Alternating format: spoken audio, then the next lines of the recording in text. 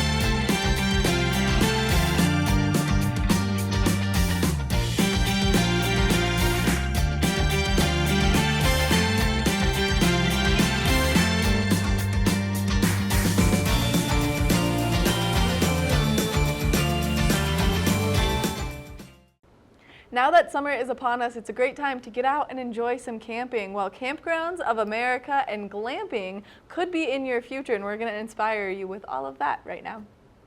It is camping season, and we are so excited for that here. But joining us now, we have Diane Eichler with the Campgrounds of America to talk trends this summer with camping. Diane, thanks for joining us. Thanks for having me. I see the nice big KOA sign right behind you. Where are you right now? I'm in Billings, Montana, not too far away from y'all. Love that, love that. Can you tell us a little bit about this new report that came out and what people can expect this summer? Yeah, every year around this time, Campgrounds of America publishes our Camping and Outdoor Hospitality Report, which details the trends that we are seeing in 2024 camping. One of the biggest trends that we're seeing, which might be of interest to your viewers, is increased interest in glamping. 58% of all of our campers last year went out glamping for the first time. And so that was a really exciting trend that we're seeing that more and more campers are taking advantage of. And we really define glamping as unique accommodations. So think deluxe cabins with linens and kitchenettes and bathrooms, to yurts and tree houses and cabooses and those types of unique accommodations. Our campers are telling us that they want to experience different types of accommodations every time they go out to something different. So glamping is really a big trend. Awesome. And is that pretty available out there across America to find glamping sites?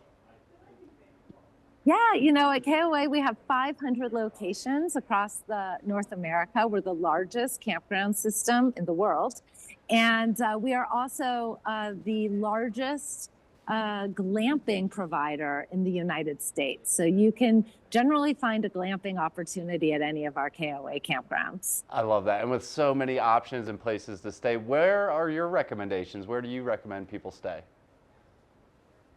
Well, there's no shortage, as I said, and specific to Colorado, we have 25 campgrounds in Colorado. Obviously, being nestled in the Rocky Mountains is a camper's destination. And a year-round destination for our campers, everything from hiking to skiing, of course. A few of my favorite places in the area is the Steamboat Springs KOA holiday that has some natural hot springs around it, and it's also a key destination for fishing and mountain biking. And our Grand Lake Rocky Mountain National Park KOA journey is obviously a destination that is nestled right in that national park area. So a couple of favorites in the Colorado area. Love that. It's always nice being right next door to some adventure opportunities, but people are also looking to just relax and recharge. Are you seeing that trend coming up this summer? Definitely. Our campers are telling us that life is a little stressful right now, and they want to have a digital detox in order to refresh and recharge. So leaving their computers and their digital devices in the car or in a glove box or something, and then really going out and experiencing nature as a healing way to refresh and detox a little bit from the daily stresses. They're telling us that they really want to do light leisure activities instead of, in Colorado, hiking a 14er. They want to do biking and canoeing and hiking, and also bring in meditation and yoga and celestial sightings and watching the stars this season. So definitely refreshing and recharging is on the mind of our campers. Love that. And summer's such a great time to go camping. But what are the dates and what are the months here that you're expecting the uptick in campers? Well, interestingly, in Colorado, we have a lot of year-round destinations. Camping now is a year-round activity. We certainly see peak camping in the summer season, so July, August, June, and of course, in Colorado, those fall season and when the colors are changing in September is a really high time for camping. Love that, love that. And glamping sounds so fun, but gotta get your hands in the dirt when you're camping. That's part of the experience, right? Definitely for some. Awesome. Diane, thanks so much for joining us. Anything else people should know going into summer and KOA? No, I would just encourage them all to visit KOA.com to see real-time inventory and to make your reservations, and also check out our blog.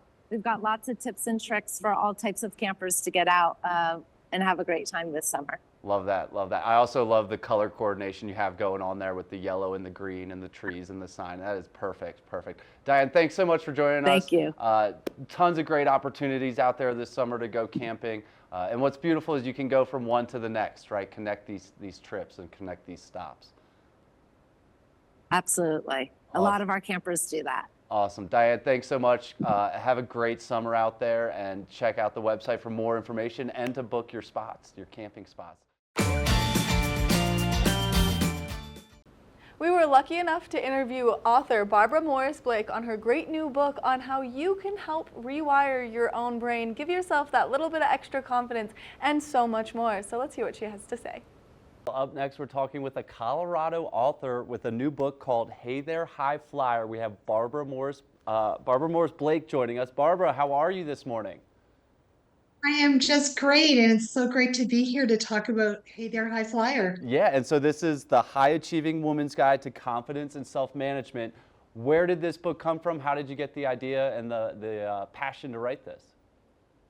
Well, I've been coaching for more than 20 years, and a lot of the women that I've coached are high achievers. And I started recognizing different patterns and some of the challenges that they were having. So I started adding these strategies to my coaching sessions, and they worked. So I wanted to share that experience and these techniques with high achieving women. Yeah, and there's so much going on in the book here, and it's beautiful, easily consumed, which is great. What are some of these things that you address in the book, though, to help high achieving women? Well, when I started writing the book, I did a survey of self-identified high-achieving women. And the number one issue that high-achieving women struggle with is sort of balancing their life, the stress, confidence, but especially around that stress management. And another issue is around the imposter syndrome as well. So we really target those areas, but there's other things too, like decision making, perfectionism, understanding your own personality, communication, all those things that, most of us have to deal with. But the high achieving woman puts so much pressure on themselves to excel at everything that these things can be, definitely can impact their life in a negative way. So learning these techniques can really make a difference to their level of happiness. Definitely, and this is in the workforce and outside of the workforce, right? You have tips and tricks for kind of everything in life, right? That's right. Well, we all blend together, don't we now? We're not just work and we're not just, home. We're such a blend of our whole lives now. Yeah, and what's one piece of advice? I know there's a lot in here, but what's one piece that can make an immediate impact for women? Well, a lot of women struggle with the imposter syndrome, but even if that's not an issue for women, understanding how your brain works, your own cognitive processes, your own cognitive patterns, and being able to change that is just amazing. And we do know that we can change the way we think. And when we change the way we think, we can change our behavior. Yeah, It's pretty powerful. definitely, definitely. Can you explain that imposter syndrome for people that might not be aware of that? Oh, that's that gnawing feeling that you're not as good as people think you are, and that it's only going to be a matter of time before you get caught not being as good as people think you are. And it's not a good feeling. Men have it too, but women struggle more with it. In fact, a survey just recently discovered that 75% of leading women, women that lead, have experienced the imposter syndrome at Wow. one point in their career. So Wow. it's pretty prevalent.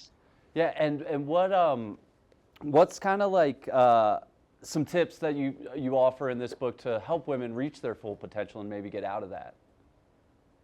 Well, we go back to the survey, and the first thing is really understanding stress, what it does to you, how you can avoid it to the best degree. I mean, we all have stress, and some stress is actually really good, but to be in control of that, and then understanding your own personality, your own communication style, so that you can adapt and connect with others.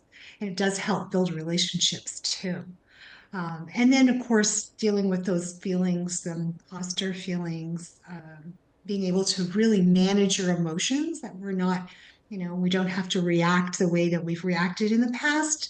We can have more control and create some new neural pathways, which makes it easier and easier as time goes on. Definitely, definitely. And so, hey there, high flyer. This is for women that might be leading already or hope to lead one day in their career or in their personal life. But who exactly are you reaching out to with this book, or who's the audience? It is for women, although I have had a couple of men who've read it and said, "Why did you make it for women? This is us too." And of course, with the imposter syndrome, men experience that as well, and stress and all the other things that are there. It's just that women, we do have sort of extra issues when it comes to like managing their family and things like that. So I wanted to really target that, but I had a woman give it to her teenage daughter, and her daughter just it's really made a huge difference with her daughter, which is great to think that young women could learn these skills, learn these strategies and techniques, so that they don't have to go through what some of us have had to go through over the years. And then, of course, I've had people in their 50s go, "Oh, I wish I'd had this 20 years ago." So it's really widespread for any woman who identifies themselves as being a high achiever, and Definitely, and you kind definitely, of know when you are. definitely. And what's one thing you might have learned while putting this book together, either about yourself or about the material itself? Well, it was interesting to step back and really see, the impact of some of these strategies, and being that much more aware during the writing of the book. I talk about grit in the book, and being able to stay with something that's hard right to the end. I'm an extrovert. Writing this book did not come naturally for me at all. Being able to sit and just be alone and write is just not in my nature. So being able to develop that was good for me, I think. And it also helped me, just even be that much more empathetic to my clients who go through the same thing. Amazing. And so, what's kind of next for you? Are you looking into another book, or what's next for you? I don't know if I'm going to have another book of me. I love coaching. I love team coaching and individual coaching. I do have a leadership development course that I just launched not too long ago for young leaders. So just more, I just love what I do. So more of what I do as long as I can. I love it. I love it. Hey there, high flyer, out now. Where can people go for more information, either about the book or about you as the author? Well, my company is Elevate Organizations, and my website is www.elevateorganizations.com. And the book is available everywhere that you can buy online books, so Amazon or Barnes and Noble, anybody. So either you can buy it through the website, www.elevateorganizations.com, or through any of the outlets. Awesome. And it's just under 200 pages. It's broken down beautifully. Like I said, it's easy to consume. Hey there, High Flyer. Thanks so much for joining us, Barbara. I hope you have a great rest of your day down there in Pueblo, and looking forward to hearing how people think about this book. Thank you so much. It's a real pleasure to talk to you. Awesome. Thanks again. Hey there, High Flyer. Check it out. Men and women, but definitely written for women. Something that I love so deeply is my mother, and what my mom and my aunt do for their side project, and really actually their life project, is saving dogs. And so we're going to have a chance to introduce you to both of these powerful women behind Mountain Mama, Peers, and Pups. Let's take a look. I love having the opportunity to interview people about maybe a forever friend you could bring home. Well, I'm very fortunate this morning because I am not only interviewing my wonderful mom, but I'm also interviewing my incredible aunt, and they are the founders behind Mountain Mama, Peers, and Pups. Good morning, Ashley and Michelle, but Mom and Aunt Mush. Good morning. Thank you so much for taking the time to chat with us, because you guys have some very hard cases that you work on as dog rescuers, and so today is going to be a little bit heartstring pulling. Yeah, to say the least. Heartstring pulling. Yeah, I mean, that was the best way I could phrase it. And so you're talking about puppies that you've named the Coachella puppies. That's right. So we got a call a couple weeks ago that there was a sighting of a mom and 3 little baby Great Pyrenees in the middle of the Coachella Desert in California. So obviously when that happens, you bring in all the rescues you can find, and everyone sort of comes together, and we did posts all over the country trying to get help. We had trappers on the ground there in the desert, and they set up a feeding station and watering station to try and get this little family safe. As you know, with the laws for Great Pyrenees, if there's sheep within any sort of close radius, we can't touch them. So there were no sheep. They were in the middle of the desert with no food, no water, nothing to eat or drink. We were able to catch 2 of the 3 puppies. And we got those to safety, and we were not ever able to catch the mom and the 3rd puppy.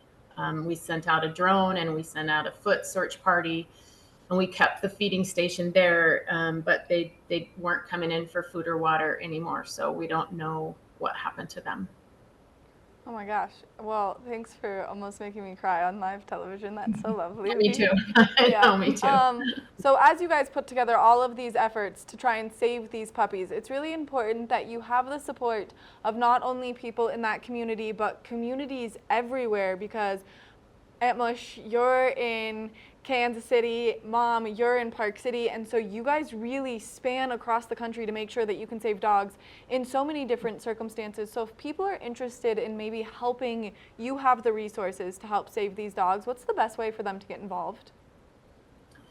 I mean, there's so many ways to get involved. So once we got these puppies, then it was a huge collaborative effort to get them. The foster that we found was in Washington State.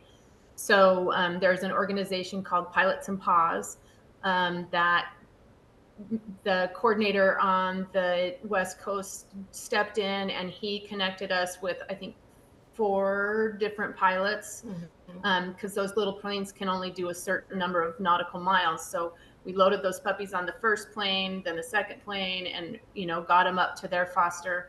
I mean, it all takes money. It all takes, volunteers. It takes transports. And actually, one of our big supporters is the Akbash rescue there in Colorado. She's located in Steamboat, and she really helped coordinate a lot of this and donated financially and put funds together for us. So there's so many ways to help, not just financially, not just fostering, but sharing and networking. And when we needed a drone, someone called someone that they knew that had a drone in that area, the thermal desert area of California, and we got a drone operator out there. Obviously, this was a pretty big rescue, and they're not always this intense, but as you know, a lot of times they are. A lot of times, in Utah, we get them stuck on the mountain in the winter, and there's a million ways to help. I mean, you could go to our website, you could go to any of your local nonprofit animal rescue websites and jump in. We all network together and help each other. Which is one of the incredible things, as I've been witnessing this all come together over the course of the last few years, Mountain Mama, Peers, and Pups, where you guys do take the time to save all of these incredible dogs. It is vast, the network that you have to work with. That way you can save as many dogs as possible. Now, right now in your rescue, you guys have quite a few dogs that people can help save, adopt, foster, and so let's talk about the process of what it's like for people to adopt one of your dogs. To adopt? Mm-hmm. That process is easy. By the time they're ready for adoption, they've had their vaccinations, they're microchipped, they've been in a foster home, so their personalities are known.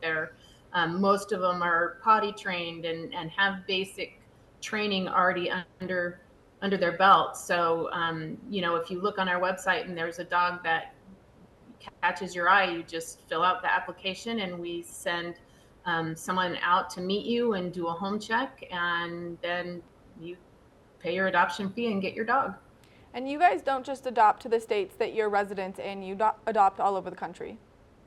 Yeah, yep, we do. I mean, not all over the country. Most of them end up being in the Intermountain West, but we've adopted in Missouri, and we've adopted. We just recently had one. Yeah, Colorado. One went to Arkansas, all the way to Arkansas. And it's crazy because we have a network where we can do home checks. We can make sure we follow up on the dogs pretty much all over this part of the country.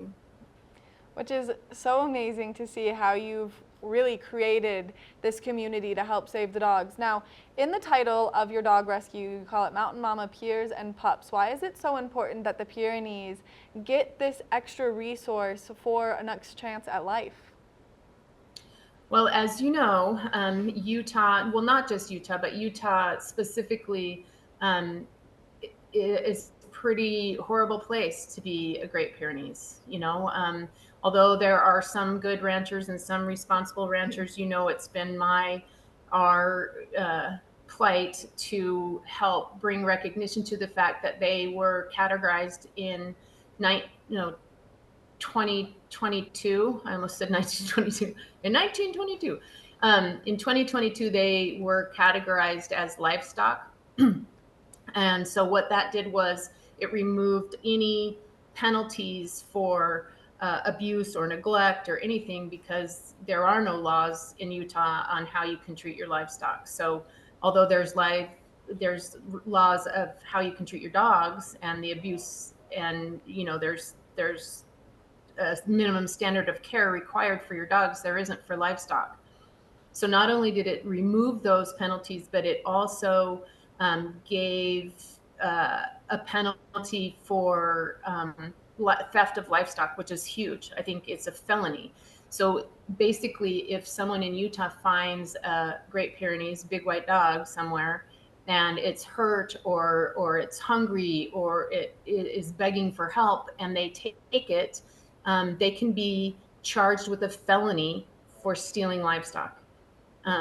It's horrible what this little law put into place for these dogs. So that said, when the sheep herders, and we have a lot of sheep herders in Utah, come down from the mountain, a lot of times the moms are left behind. They don't have a count, they don't tag, they aren't responsible for making sure that all of the dogs come down. So that's how we end up with a lot of babies, a lot of moms, a lot of dogs. That's, could have been what happened to the dogs in California, although as far as they were out in the desert, it's not likely.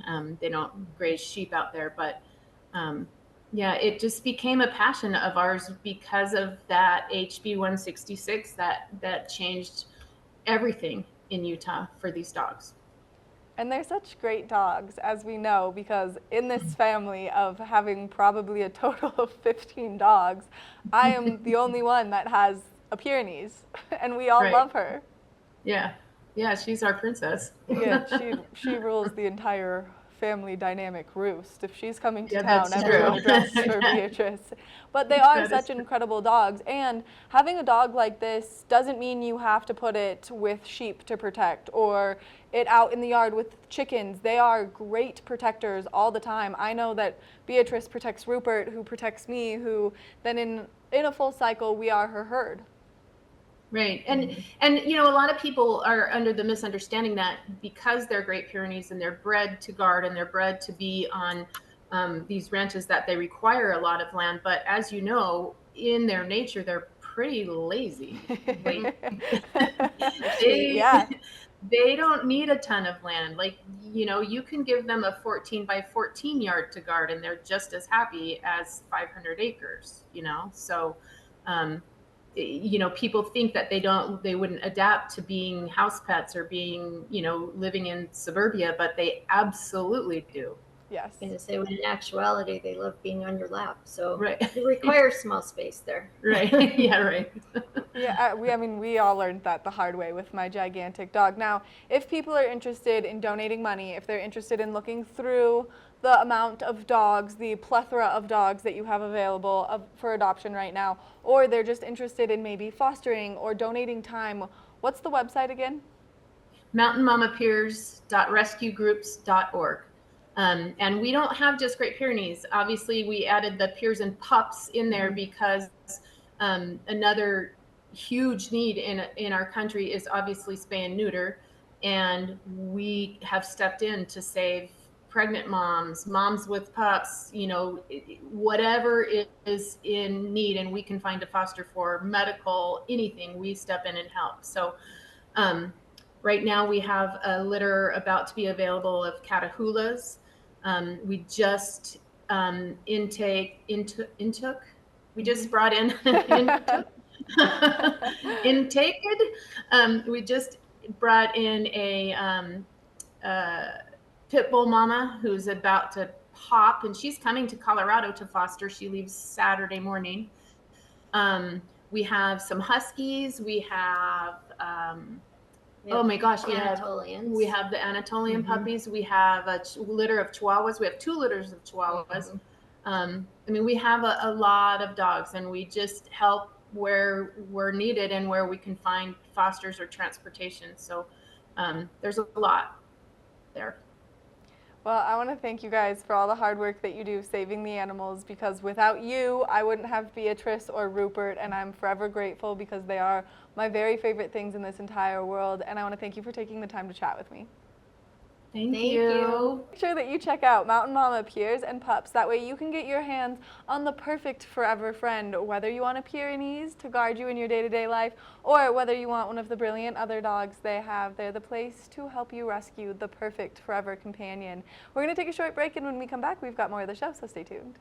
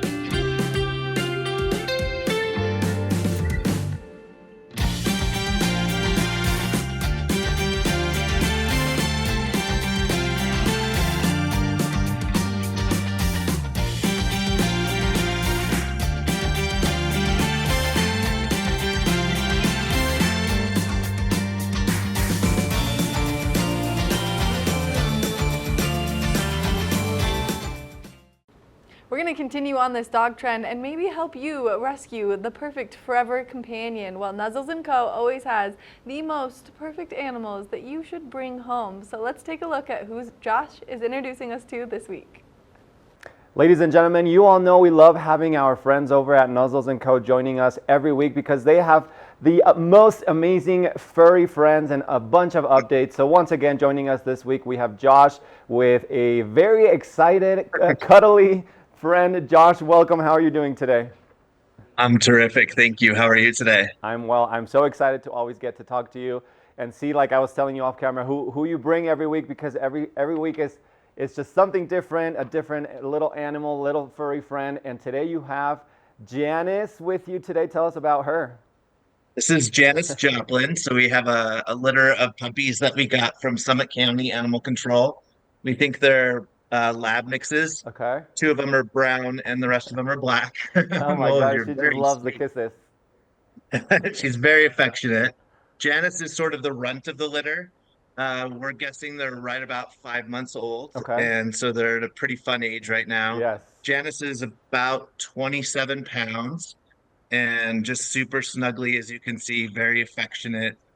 This whole litter just loves being around people, and just that you just feel that puppy love as soon as you're around them. I can see that. I can see that puppy love. I can feel it all the way Wow. over here, and it's just awesome to see you getting all the love from Janice. Now, you mentioned there's this litter that you named after a few celebrities. Tell me, what are some of the other names? So we actually, it's really funny too, because when we're writing our reports to each other, it's Uh-huh. like, oh, hey, Rob Zombie was really good today, and he played really well with others. Ozzy Osbourne, he really liked treats in this particular kind. Oh my gosh, I can only So imagine it's somebody that doesn't know what you guys are talking about or what you guys are doing, what they would think of these like, reports. what are you talking about, Rob Zombie and peanut butter for? Exactly. Josh, well, Yeah, while, it's while pretty we're fun talking stuff. about Janice, we always mentioned the adoption process, but please remind us, what's the process to adopt Janice or some of the other pets available for adoption right now? Yeah, I mean, we always encourage you to come meet the dogs, find out if a particular dog is at the ranch or at the adoption center. Come meet them. Once you fall in love, the application process is pretty simple. We've Hmm. gone all digital now, so you scan a QR code or look at the animal on our website, click their name, fill out an application. Once we approve the application, then we move to the next steps of filling out a contract. Puppies under 6 months are 375. Okay. That includes spay, neuter, microchip, and all their shots up to that point. Yes. So you're really getting a deal. Oh, for sure. And is there any specific requirements or anything folks should keep in mind when they're thinking about the adoption process? So specifically with puppies, we always ask, like, are you going to be home, or is somebody going to be home Right. every 3 hours or so in order to be able to let them out, play with them, make sure they can use the bathroom, have treats, and all the things that help kind of keep them social and happy. Yes. And if somebody says, well, I actually work, 7 days a week, 12-hour days, then, maybe a cat or an older dog is a better match for you Right. and not a puppy. Oh, you're so cute and so friendly. Yeah, definitely So important things that's to like keep in mind. Yeah. yeah, well, it's one of the big questions for us with puppies. And then, of course, are you a renter or are you an owner? And if you are a renter, do you have permission to have an animal in your home? If we have certain dogs, we'll always ask, like, this dog might do better with a fenced yard, and so we'll have those kind of conversations, particularly with adult or bigger dogs, Right. or jumpers. So that becomes another aspect of things. Yes, I think it's definitely easy to get carried away with all the loves and the cuddles and the snuggles, but it is really important to keep these things in mind when you are thinking about adopting a pet. What would best fit with your lifestyle and your current living situation and all those things that you mentioned. Definitely, Yeah, I really think this all starts with a conversation of, like, what is it that you're looking to fulfill in your life as Yes. far as an animal, and maybe we have a perfect match for you. We really are playing kind of matchmakers in that way. Yeah. Of, well, we have an animal that kind of suits this lifestyle, or an animal that would probably work better in this situation. Yeah. Now, Josh, I was browsing through your guys' websites, and I feel like we always talk about, the dogs and the cats, but I saw that at least up to a few days ago, there was a few pigs up for adoption. So I know that you guys also rescue farm animals. So if you want to tell us a little bit about that and what other animals maybe we can find. We do have a small farm animal program. Last year, we actually rescued a couple of llamas, Cool. some goats, and some pigs. We currently have two very large potbelly pigs. Somebody had adopted pigs as like this will be a cute little backyard animal to have. Uh-huh. And of course, the pigs became adults and got really big, and they went, "Wow, this is really a different experience than we had planned on." So they were no longer prepared to house the animals. So we have two, I want to say like 500-pound pigs Oh my gosh. that are available for adoption. They must be your friends, not your food, Yes. to be adopted. And we may be getting some baby goats here pretty soon. We've got them in our care right now. We're just not sure if the owner is turning them over to us for adoption or not yet. I did think that was pretty interesting because, like I said, we always see you with the cats, with the dogs, but when I saw these pigs, I was like, oh my gosh, they also rescue farm animals, and there's that option as well. So I just thought that was interesting and fun to mention as well. Speaking of the pigs and the farm animals, so we're at Park Silly every Sunday, so you can Yes. see us tomorrow at Park Silly. And we had some fun creating art with the animals this last few weeks. Uh-huh. So we actually make what's called a lick painting, where we put paint on a canvas, put it in a sealed plastic bag, and then put treats on top. And then the dogs or the pigs or the cats lick or roll on top of the canvas and spread the paint around. So I haven't seen our pigs as happy as they were when we actually made paintings with them. They smeared applesauce all over this bag and they just went to town, snorting and just having the best time. So we actually have some pig art that'll be for sale at Love it. Park Silly tomorrow. And all the proceeds to that art, just funds our rescue operation. So you can help save animals and put a piece of art made by animals on your wall.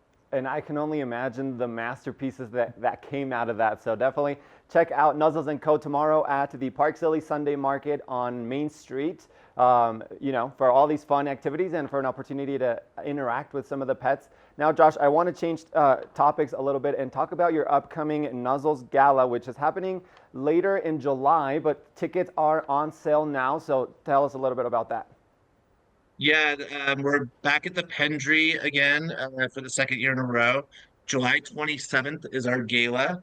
Tickets and sponsorships are on sale now. So if you go to nuzzlesandco.org, our website, their homepage, you'll see information about the gala. When you click on that button, you can get to the ticketing site, find out about tickets, tables, early bird specials right now, sponsorship opportunities. So if you're looking for a marketing opportunity, there's certainly that to be had as well, and kind of learn more of the details. But the party starts at 5:30. We do a silent auction on the plaza at the Pendry, and then about 7 o'clock we go down to the ballroom and have dinner, and then do a live auction. There's always puppies involved, as Yes. that's put smiles on people's faces and reminds them of the cause that they're supporting. Absolutely. Well, we'll definitely stay tuned as the date approaches. But just a reminder for everyone, the Nuzzles Gala happening July 27th. Tickets and sponsorships are on sale now. Josh, if people want to come to the adoption center, maybe meet Janice or some of the other dogs, will she be there? And maybe what are the hours for folks to visit you all at the adoption center? Yeah, she's been going there every day, and I'm assuming she'll be there today as well. 12 to 5 as well, the dogs are there. So every day we bring a van from the ranch, but then they come back at the end of the night so they have a little bit more room and they can come play in the yards and walk our trails. Awesome. Well, Josh, thank you so much for joining us. Always a pleasure, as always, and a pleasure meeting Janice today. Hey, kiddo. Oh, And hi. there she is. And for everyone back at home, if you're interested in learning more, make sure you visit nuzzlesandco.org for more information. And Josh, we'll see you here next week. All right, sounds good. Thanks for having us. Thank you, Josh. We're going to take a short break, but we'll be right back with more of the show after this. So stay tuned. We'll be right back. The warmer weather inspires cooking outside and barbecuing. Well, maybe if you're not the best barbecuer, we've got some great tips and tricks brought to you by Chef Britt Racino, and they're going to give us all that information right now. If you've watched the show, you know the kitchen is not my safe place, so we are bringing in an expert. We have Britt Racino joining us. Britt, how are you? I'm so great. How are you? Doing great. And Britt, I know you've won so many competitions. You've bested Bobby Flay with your grandmother's recipe, so quite a resume you have here. But we are talking summer barbecues today. What is your best piece of advice for people to have a successful barbecue this summer? Successful barbecue is all about having a ton of fun. You are the show, you're the showstopper, and you know what? That's the best part. Everyone thinks the coolest person is definitely on the grill, right? Oh yeah. So grab your favorite beer, grab your favorite cocktail, and just have the fun. Be the fun. And get on that grill and be as sexy as you can. I love But that. some good tips that I have for you is to make sure that your grill is super duper ripping hot, and always, always, always oil your grill and not your proteins. Okay, awesome, awesome. Yeah, I love that piece of advice. We always look up to that person on the grill as an idol, right? Put them on a pedestal. Absolutely. So the grill masters at these barbecues probably grilling up some steaks. Do you have some tips on how to kind of keep that steak that perfect temperature? Yeah, the perfect temperature. I mean, you know, it depends on how you like your steak cooked, whether it's medium rare, medium well. However you like it is always going to be the best. So get your thermometer out there. Make sure you're hitting that perfect temperature for yourself. Yeah, but I know we're not saying steak should be medium well, right? We're not going that far, right? Or well done, right? I mean, it's however you like it. And that's what's important to me is that everyone's served how they like to eat their steak. Yeah, I love that, love that. What's one of your favorite grilling recipes for the summer? One of my favorite grilling recipes for the summer are actually these awesome satay kebabs that we have here. We take some of Pre's awesome ground beef that is grass-fed and grass-finished. I add a little bit of ginger and garlic, some Asian seasonings, put that on a skewer and get it on the grill to make sure we get those beautiful grill marks. And then I love to serve that with a little Thai noodle salad and peanut dipping sauce. That looks amazing, Britt. That looks amazing. And that's one serving, 4 kebabs there? Oh, I mean, this is like a little family style for 2, right? I love it. I love it. I love it. I love it. Britt, what's you know, people are focused on sustainability, especially when they're cooking. What's kind of some advice you have for people wanting to be sustainable with their meals? Sustainability is absolutely key for me as a chef.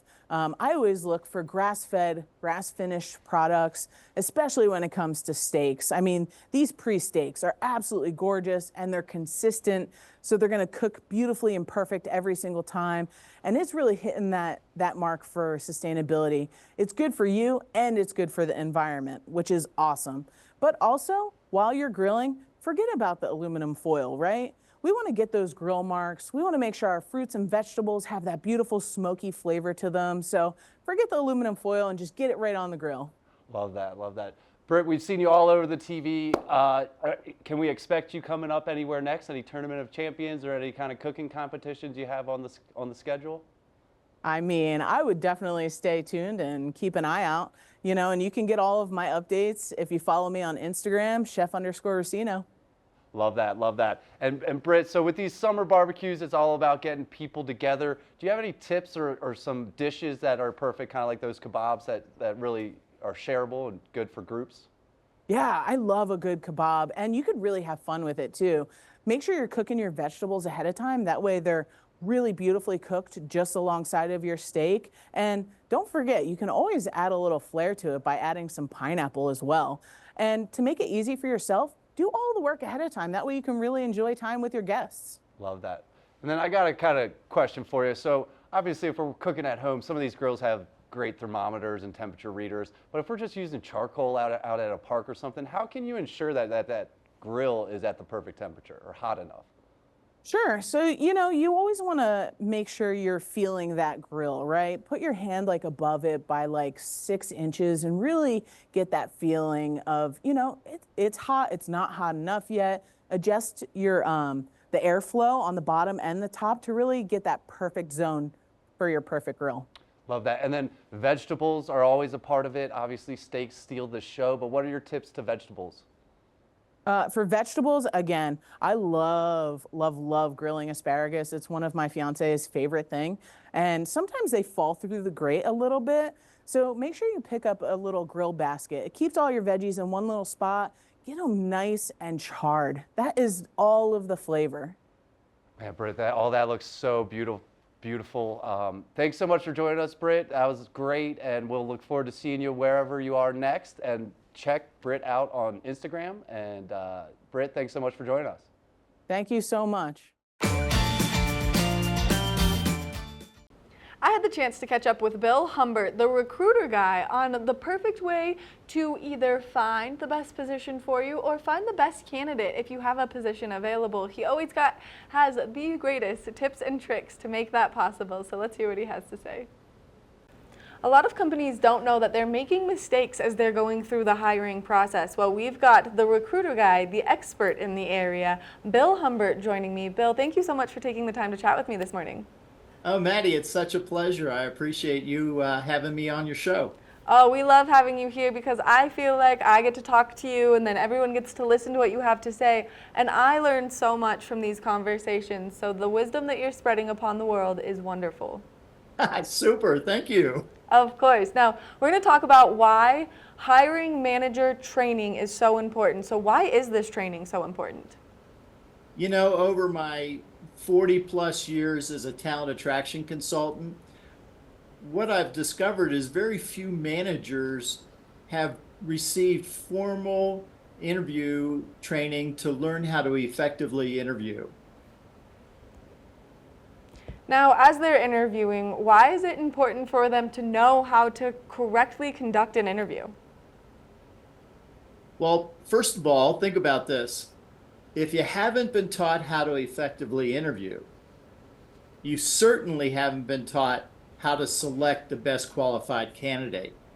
And secondly, sometimes managers have no clue what questions are illegal and which ones are legal. For instance, I had a manager who had newly moved from another country interview a woman candidate.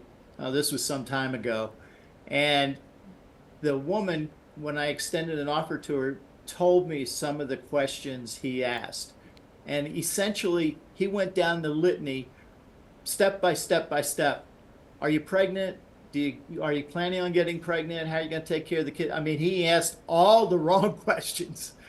And I went to him and I said, you know, all these questions that you asked, you cannot ask them in the United States. And he said, well, in my country, we're supposed to ask them.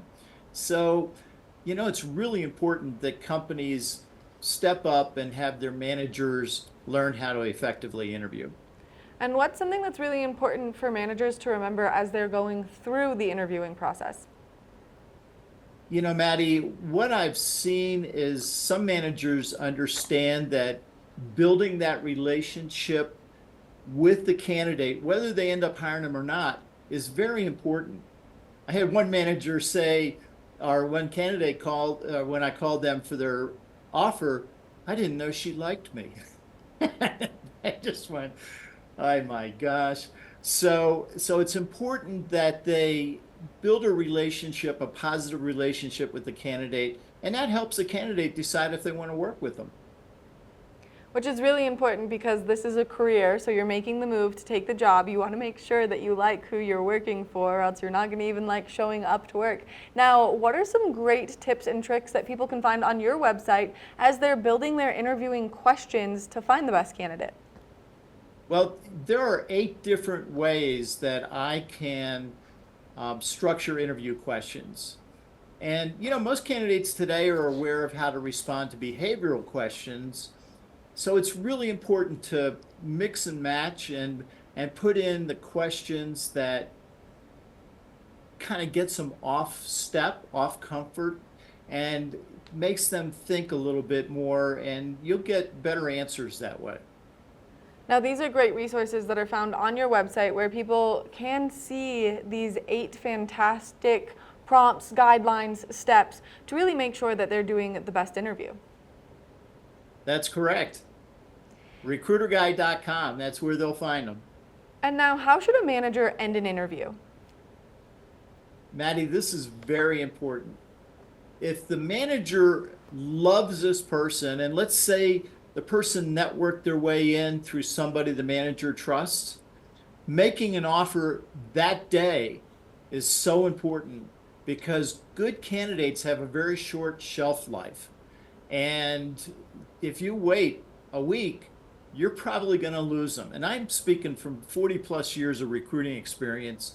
I've seen it happen so many times, and it made me cry because, well, back in the early days, I got a fee for each person who started. So it's important that the manager, if they really like that person, they get that offer out as soon as possible. Now, if a company is worried about how their manager is conducting an interview, what's a good resource for them to get in contact with you so maybe they can go through a training session with you? The best way is just go to recruiterguide.com, and on my home page above the fold, there's a red banner and it says Speak with Bill. Click on that, put yourself on my calendar at your convenience. And companies can use you as a resource to help train their managers, and then maybe people can use you as a resource to help find that perfect job. Oh, absolutely. Some people call me the candidate whisperer since I've worked with so many candidates over the years. Bill, thank you so much for taking the time to chat with us, giving us all this great information, and thanks for sharing your wisdom. It's important that people know how they can best hire the best candidate. Thank you, Maddie. It's been great. Make sure that if you're a company who's maybe struggling to find that perfect candidate, that you have your hiring managers go through this training. That way they have the best knowledge possible as they're about to bring on your new team members. We're going to take a short break, and when we come back, we've got more of the show, so stay tuned.